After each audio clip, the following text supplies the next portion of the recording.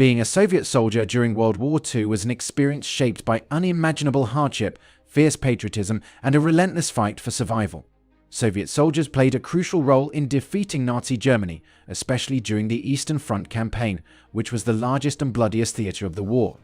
At the onset of Operation Barbarossa in 1941, Nazi Germany launched an unprecedented invasion of the Soviet Union. Stalin's army was caught off guard and ill-prepared, leading to massive Soviet casualties in the early stages. The Soviet government declared a nationwide mobilization and millions of young men were drafted into the Red Army. Loving the motherland was not just about choice, it was about duty, a fundamental part of Soviet ideology. Soldiers, whether from rural villages or industrial cities, felt a collective responsibility to defend their homeland from what they were told was a barbaric fascist enemy intent on enslaving their people. But the call to arms wasn't romantic. Soldiers, often young and inexperienced, were hastily trained. Many were sent to the front lines with little more than rifles, sometimes even without proper boots or winter clothing, especially in the early chaotic months of the war. Life in the Soviet trenches was harsh and unforgiving. The weather alone was a formidable enemy.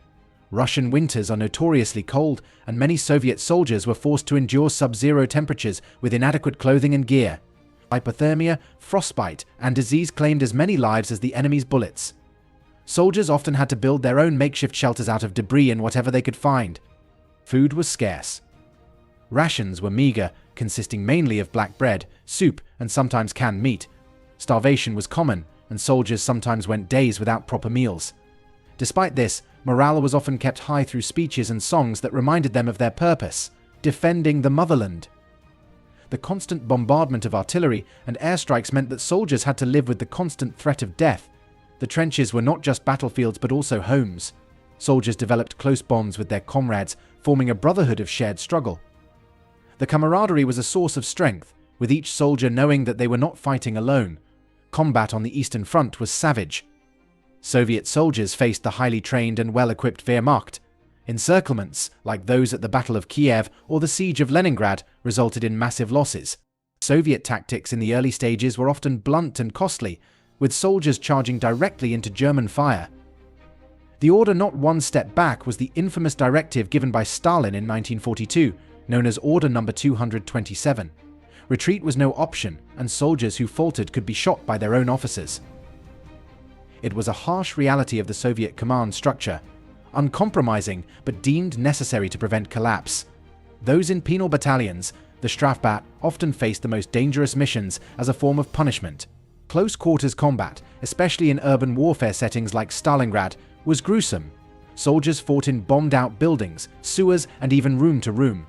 The use of bayonets, grenades, and knives was common, and the fighting was often a brutal hand-to-hand struggle. The psychological strain on Soviet soldiers was immense. The constant proximity to death, witnessing comrades fall, and the sheer brutality of the fighting led many to suffer from what today would be diagnosed as PTSD. But mental health was not something openly discussed in the Soviet military, and soldiers were expected to continue fighting regardless of the toll on their minds. Propaganda played a significant role in keeping morale high. Soldiers were constantly reminded of their duty to protect their families from Nazi atrocities, with vivid depictions of what would happen if they failed. These messages were reinforced through posters, films, and speeches, instilling a sense of resolve that bordered on fanaticism.